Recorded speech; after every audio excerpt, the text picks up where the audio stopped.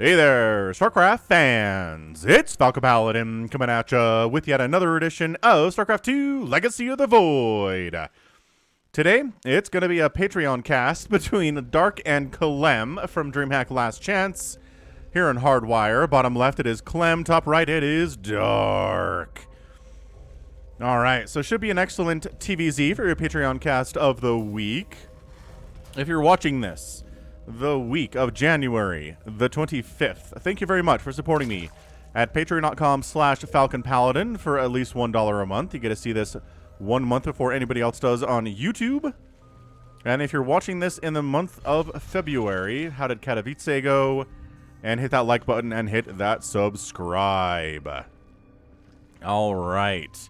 And if you don't feel like supporting me on Patreon, but you still want to support me, you can support me here on YouTube as well by clicking the join button at the bottom of this video. It's region dependent, but the United States and United Kingdom and Germany and Canada, the top places on the list of people that watch me in their countries. The button is there. But again, if you don't want to support me, that's fine. I'm just giving people the opportunity to do so. Okay, so it looks like a Reaper expand here from Clem. I want to see how Clem does against an elite Korean Zerg player. I know he has a lot of experience and a lot of success against Cyril and Raynor, but Dark and Rogue are another class. Just a little bit different from Raynor and Cyril. I don't mean a higher class, just a different type of Zerg player. So, we'll have to see what Dark does here. He will make lurkers, I feel like. At least he did against Maru at Last Chance. So, Raynor's lurker strategy against Terran has infected the Koreans as well. Anyway, this Reaper's name is Fast Pass. Emperor Mengsk learned that he could skip the lines at Space Disney Planet by using the Fast Pass system. He got in line for the paper Fast Pass line, but upon getting to the front of it, the system had changed to a wristband-based system. By the time he got into the front of that line, he learned that all the Fast Passes to the good rides had been given out months ago to hotel guests. When he paid extra for a Disney hotel, he learned that the system had changed again, so now it is a paid mobile app. Tired of waiting, Mengsk sent everyone who does not let him cut in line to the Reaper program. Someone has some personal experiences with Disneyland recently, don't they? Yeah, they need to build another park, I think is what they have to do at this point. Something in Texas, I think, would make sense. Because they've got the Disney World in Florida and Disneyland in California, and something where it never snows, it never gets super cold. For the most part, like a southern Texas scenario would maybe be their best bet. But I don't know. There's been rumors about that and just never been announced or officially happening for a very long time. Dark taking a third base. Third command center on the way from Clem. Sub 3 minutes. So pretty aggressive stuff that the Zerg player can't do much to try and stop. It turns out. Creep spread pushing. Looking really good for Dark. Hey. And also, if you want to support me, but you don't have the ability or the desire to support me monetarily, you can hit that like button. It just lets YouTube know that I'm here. It will recommend my cast to other people. Which helps. That's great. The algorithm liking Falcon Paladin is a positive thing, in my experience. I've been casting StarCraft 2 since 2015, and there have been some ups and downs, and I think a lot of that has had to do with, with the algorithm and how it runs and how they've changed it over the years. Anyway.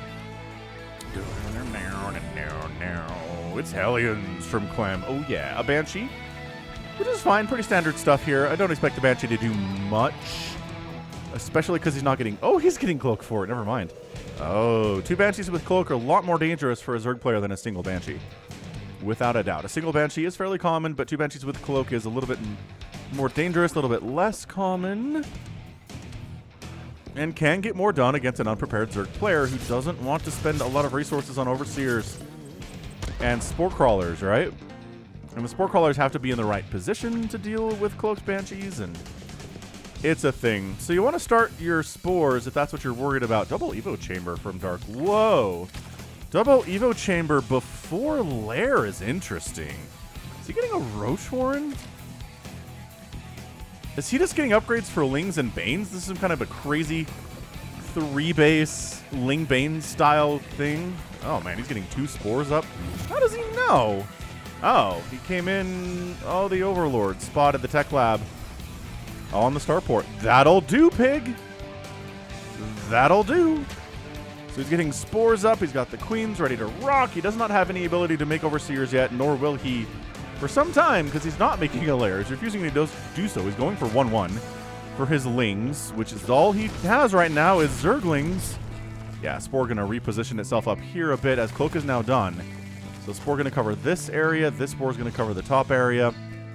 Hellions running about left side. We don't have an armory, though, so these cannot be Hellbats. These must be Allions.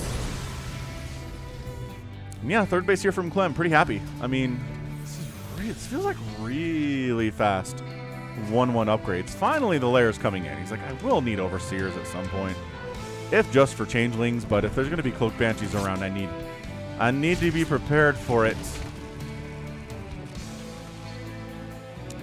Queens doing their very best, waddling as fast as they can on the creep as they get a fourth base up here along the left side here on Hardwire. I like this map. It has some very nice macro aspects to it in that there are bases that are very far away, and therefore it's a macro map. That's one of the features that is part of it here. So Banshees, there you go. 4 drone kills. This is what I'm talking about. It's easier to get more than 2 or 3 if you got 2 Banshees, which makes sense, but it's more of an investment as well.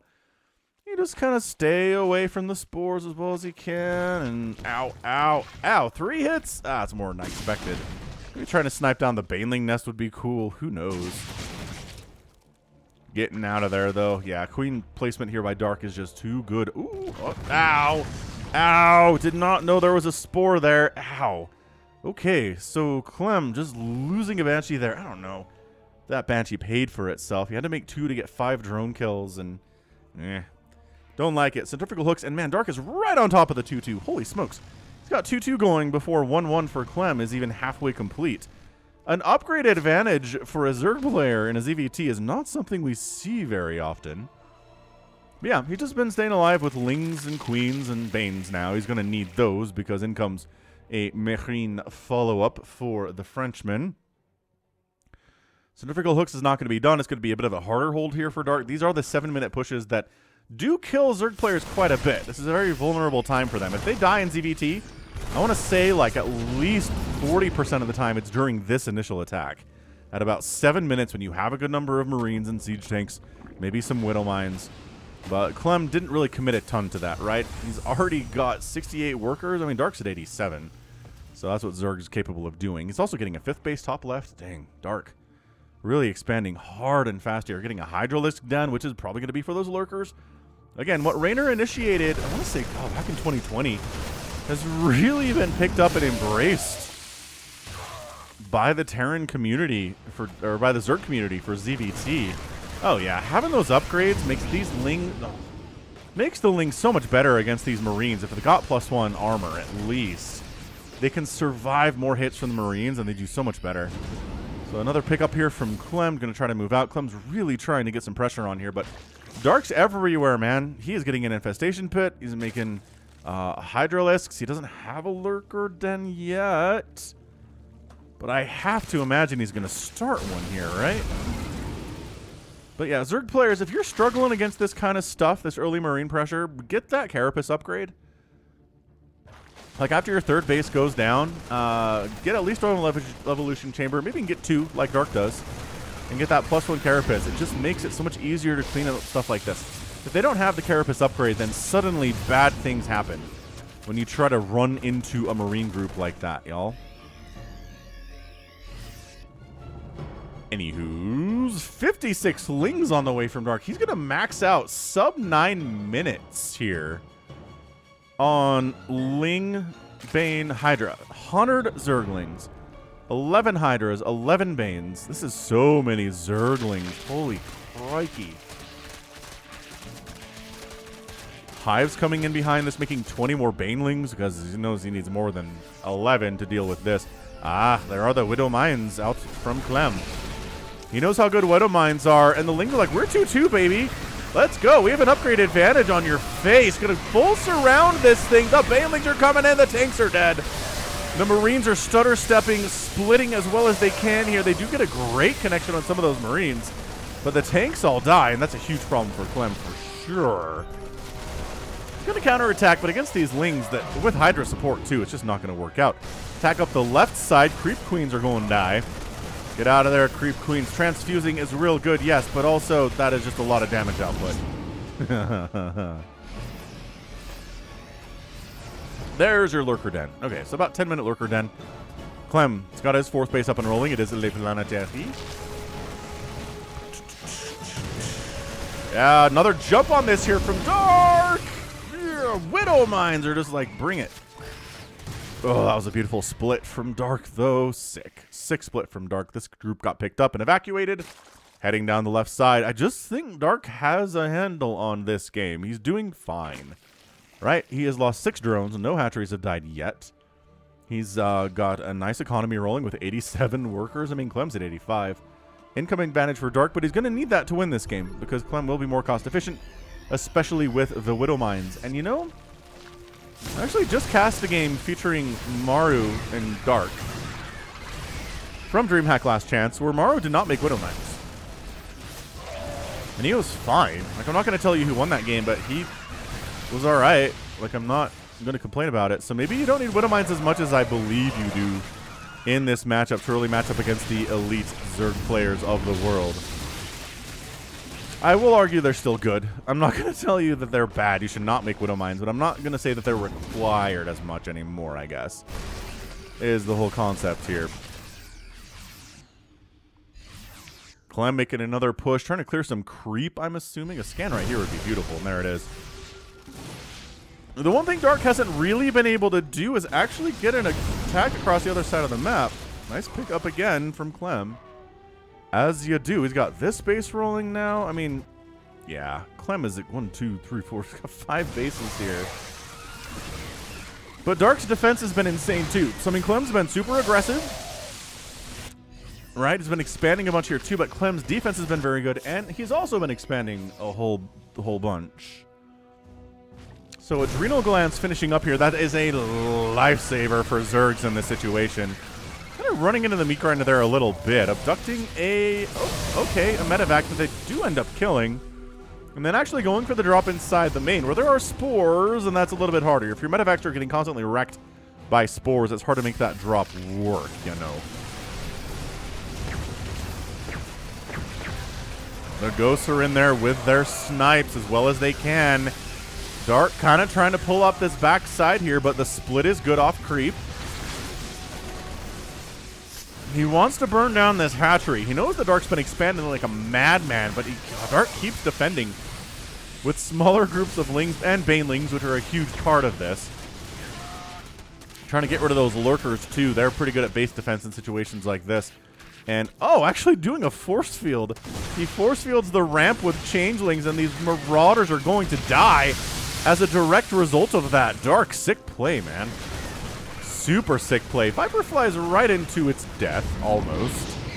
And then, oh my gosh. Ah, full medevac dies to Queens. That hurts. That really hurts. I don't know. Man, this is good. This is just a good game. I'm trying to figure out who's ahead at the moment, and it's like Dark has a bigger bank of minerals, which is nice, but Clem has more gas in the bank, so that's also very good. It's definitely continued lurker play here from Dark. We've got the ghosts 4 at a time. From Clem, he's just expanding constantly here. Zergling trying to see where the heck these bases are. Income is favoring Dark, but ever so slightly, and it's been in Clem's favor recently as well. So the Zergling sees what's up, runs past a female Garrick. This one Zergling warrants this. A huge response there. It's like, are there more? Are there more Lings burrowed back here? Finish, missile turret. Scan the location. Okay, we're good. There aren't any more. Thank goodness for that. Nidus Network here from Dark. Wow. Lurker's spine setup really wants to protect this base. It's very injured. It makes sense why he would want that.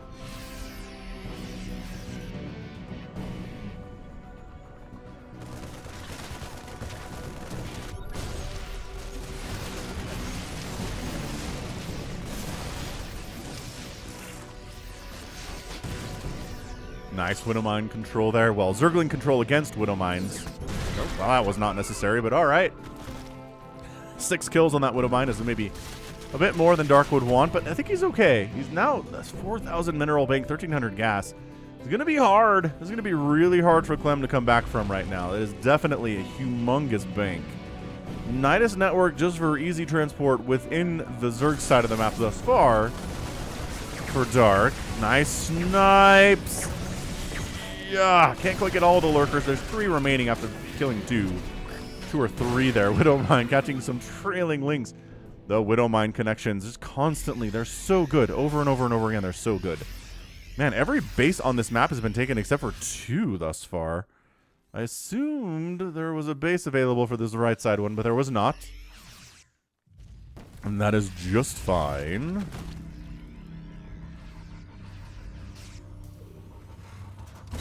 Changelings immediately sussed out and taken down here. Dark expanding again. What is this? 1, 2, 3, 4, 5, 6, 7, 8 bases for Dark here at 15 minutes. Do you have 8 bases at 15 minutes? You probably don't. But again, you're not Dark. Ugh. 2-kill Widowmine with their Banelings. That's good.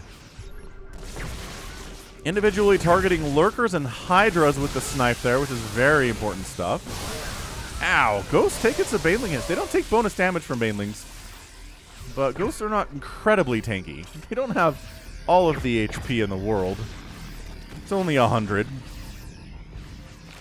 They're glass cannons. They're basically Hydralisks, right?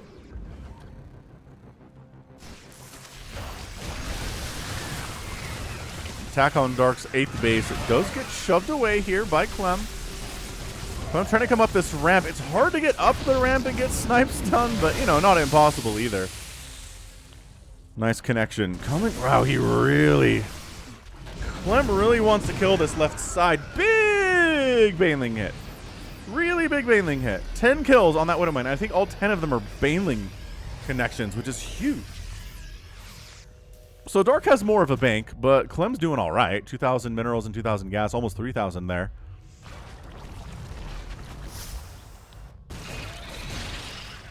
Changeling's early warning sign that Clem has army that way. Come, respond.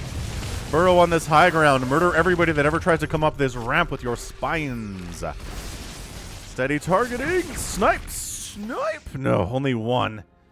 You know, I'd say the balance between Ghosts and Lurkers is pretty good right now.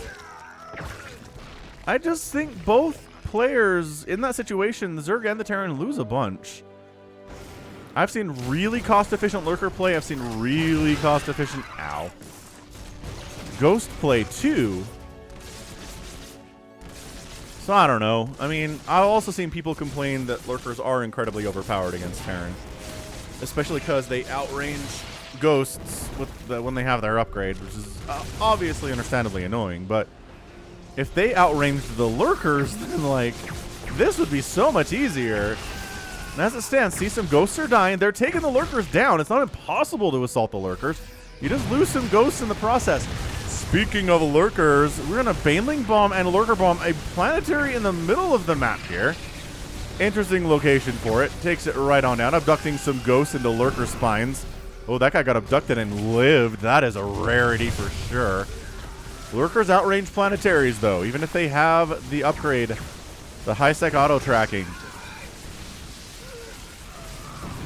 Man, Ghost death sounds are the most dramatic in all of the game, I think. So, Clem trying to make this thing work, but man, anytime a Zerg player can kind of park themselves here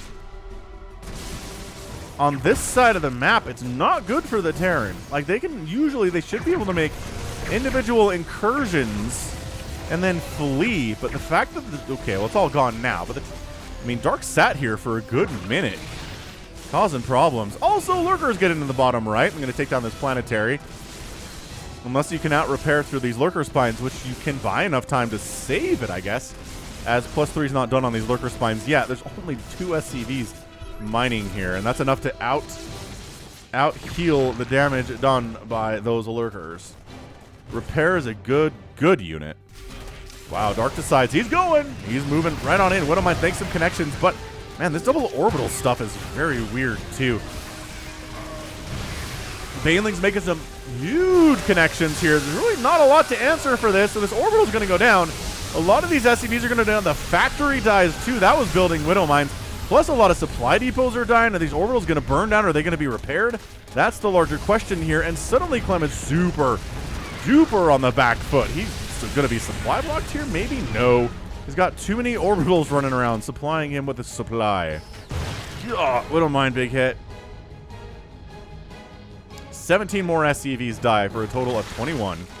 8 drones have gone down. And like we've seen, Terran has the ability to take huge hits to their economy, losing workers and still coming out on top anyway. Another planetary. Dark decides he's not going to go for it. Just kidding. It's not worth it to lose a bunch of banelings on a planetary that's not providing any income for the Terran player. It's just buffering at the moment, which is hilarious. Changeling snipes. Widow Mines beautifully split off from the group. They take the hits. They kill the Widow Mines. Nicely. That was a bigger hit, though. Maybe some friendly fire on that one. Never a good feel. Lings, Banes, Lurkers. It's just, Clem's just been on the back foot for the last 2 or 3 minutes. It's not good for a Terran to be this far on the back foot. Dark throws up a Nidus Canal, a Nidus Worm at the front door. That's how aggressive he's feeling right now. And that Nidus is actually going to finish somehow. Oh my gosh, it finishes. It will provide an evacuation route. It'll provide reinforcements instantly arriving, and I think this is your GG. I just don't know that Clem has the way to do this thing. He doesn't have the bank that Dark does. The Nidus is a big-time problem. It's gonna die. Okay, so nicely done there, but you're losing your production is the bigger problem right now.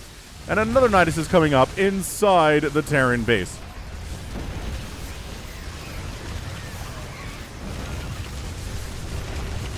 Lurkers repositioning. The Liberators are a problem, but if you reposition out of it, you can do it. But, okay, so finally this gets cleaned up. The secondary Nidus has some Lurkers in it. They're not dumb enough to exit there, but the thing is, Dark's maxed out, and Clem is at 151 supply, and not really, he does not have the ability to rebuild that 50 supply very quickly at all. So he's got, he's got the income. The good thing is that attack didn't destroy the outer income locations for Clem. It just went right for the heart, which honestly, Terrans can actually survive better in the long run. And I say that, but being down 50 supply to Dark is not a good feeling. Oh, Lurker's problematic. I don't know what Banelings are doing up here. What are you going to kill up here, guys? Well, I mean, the Lings can handle the Ghosts. The Banelings are like, I guess we'll kind of roll around in between locations here. I think he's positioning the Banelings on top of the Lurkers so they can't be targeted that easily. That's a pretty good move, but Clem is lifting all of his production facilities. Fleeing. The main base belongs to the Zerg now. It has been Zerg-infested all the way. Clem's at 133 supply. Dark is at 196. It is looking all sorts of dire, ladies and gentlemen, for Clem. I mean, the Liberators are just getting kill after kill after kill after kill here, but Lings and Banes don't care as much about Liberator attacks, and that's exactly what's going on here. The Ghost Academies are dying. Is that the only one that's left? Yes. Okay, so no more Ghost production. That hurts. Circlings are like, is there expansion here? No, but there's a planetary down there. That's good. Yeah, this is... For Dark to go right for the heart of Clem there is weird. Usually we see Zerg players win this matchup by going for big-time hits on bases like this, where it's an outer lying base. It's important to the economy of the Terran player, and then you kill their planetary and all of their SCVs. And they hate their lives.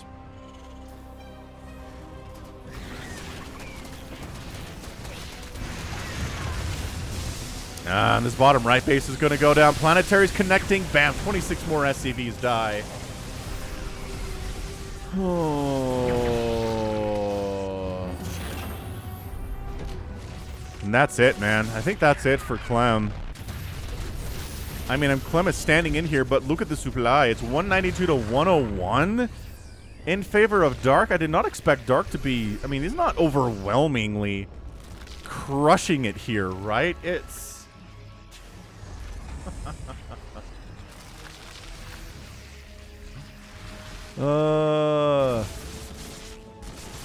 Right, it's 24 minutes. This is not something where Dark came in and won in 8 minutes. And there's your GG. Good luck next. This must have been what knocked him out. Must have been knocked him out of DreamHack last chance. He wanted to just try to stick around as long as he could. That's usually what happens in those particular matches. But Dark gets the win, man. Up 188 to 109 in the final moments of the game. That's insane. That's insanely good. End of the day, there are 12 Ghosts, 7 Marines, and 2 Liberators, and 2 Marauders. And a Widowmine for Clem, so not perfectly... not exactly what you want in a late game composition here. On the other hand, 72 Lings is a ton of Zerglings, 11 Lurkers, yeah. Dark's army is just way, way too big for Clem to handle here. The economy was too much too. Dark's able to just deal with losses fantastically. And end of the day, sure, Dark lost 62,000 resources and Clem only lost 55,000, but I mean, too much income, too much ability to replace losses, too good micro. The production had all been destroyed. And when that's the case, it's just very impossible to win. How is there a Ghost Academy somewhere?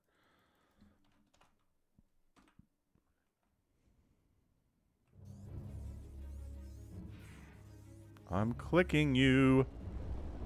Show me where you are. Oh, he's going over here. Well, that's nice. Okay, I lied. I said he was out of Ghost Academies, and that was not the truth. But yeah, I mean, multi-pronged lurker harass. It's just too much. It's too much. Dark gets that win. So yeah, it just came down to Dark's incredible defense early on. I mean, how many... My gosh, did any hatcheries die today at all? 0. 8 drones and 0 hatcheries died. 0 hatcheries died in 24 minutes. That is a good way to win, y'all. That is a good sign of a Zerg win for sure. So Dark comes out on top here in this Patreon cast. An absolutely...